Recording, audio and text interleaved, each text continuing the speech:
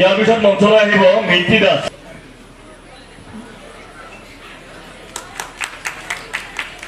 মঞ্চলৈ আহিব ভীমলি বৈশ্য, শিৱাংগী শৰ্মা।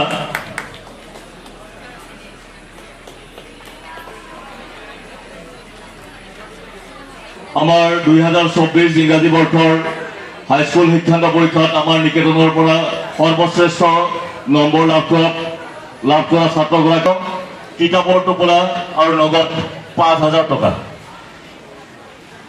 যোনে শিক্ষা দিলে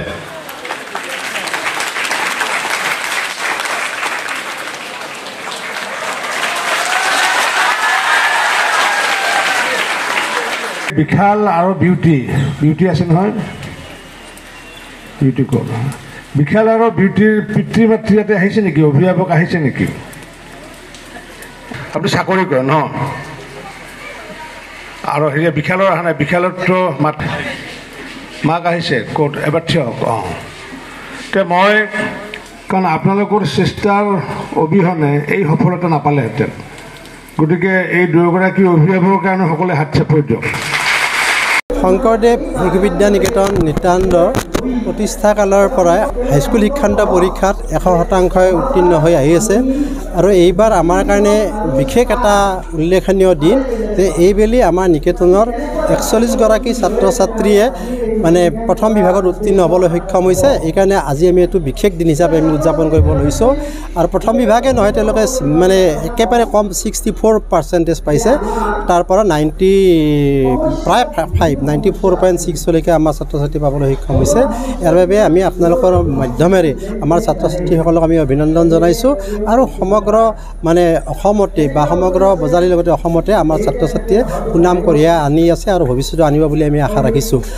আমাৰ মূল কথা হৈছে যে শংকৰদেৱ শিশু নিকেতনৰ মূল লক্ষ্যটো হৈছিল যে প্ৰকৃত মানৱৰ জন্ম দিয়া বা প্ৰকৃত মানে শিক্ষাৰে শিক্ষিত হোৱা। ইয়াত আপোনালোকে আহি নিশ্চয় গম পাইছে বা আমাৰ মাননীয় মন্ত্ৰী ডাঙৰীয়া ইয়াতে আহি এটা কথাই কৈ গৈছে যে শংকৰদেৱ শিশু নিকেতনেই নহয়, সমগ্ৰ অসমতে শংকৰদেৱ শিশু নিকেতনে এক ব্যতিক্ৰমধৰ্মী শিক্ষাৰে ছাত্ৰ ছাত্ৰীক উত্তীৰ্ণ মানে ছাত্ৰ ছাত্ৰীক পঢ়ুৱাই আছে। আৰু তেখেতে আফচোচ কৰিছে যে তেখেতে নিজে শংকৰদেৱ শিশু নিকেতনত সেই সময়ত নাছিলে, কাৰণ তেওঁ পঢ়িব নাপালে। তাৰ কাৰণে তেওঁৰ এটা আক্ষেপ আছে, আমাৰো আক্ষেপ আছিলে। আমিও ভাবিছিলোঁ যে শংকৰদেৱ শিশু নিকেতনৰ দ্বাৰা অন্ততঃ সমাজখনক আমি কিছু পৰিমাণে হ'লেও উপকৃত কৰিব পাৰিম বুলি আমি আশা ৰাখিছোঁ। আৰু আমি পৰ্যায়ক্ৰমে এই নিকেতনখনক আমি অহাবেলিৰ পৰা আমি ইয়াতে উচ্চতৰ মাধ্যমিক শাখা খোলাৰ কাৰণে আমি আগবাঢ়িছোঁ।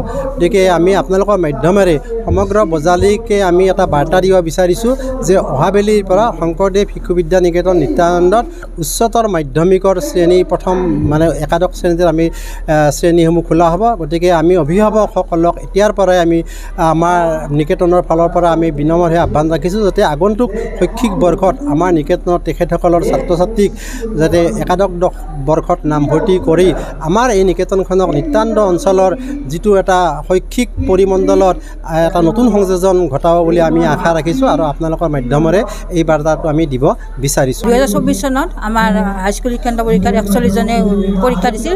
41জনে প্ৰথম বিভাগত উত্তীৰ্ণ হৈছে। ইয়াৰে 17গৰাকীয়ে ষ্টাৰ পাইছে আৰু 14গৰাকীয়ে ডিষ্টিংশ্যন পাইছে। আটাইকেইগৰাকীয়ে প্ৰথম বিভাগত উত্তীৰ্ণ হৈছে। গোটেইকেইজনক আমি সম্বৰ্ধনা জনাইছোঁ।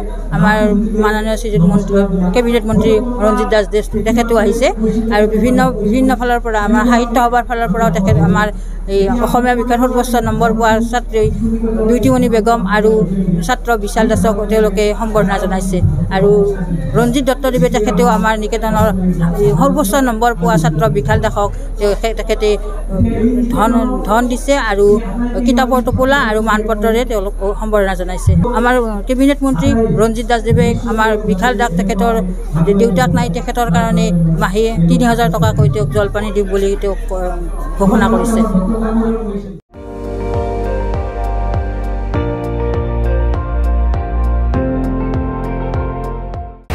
আপুনি চাই আছে ND24, সৰ্বশ্ৰেষ্ঠ নহয় সৰ্বোত্তমৰ দৌৰ।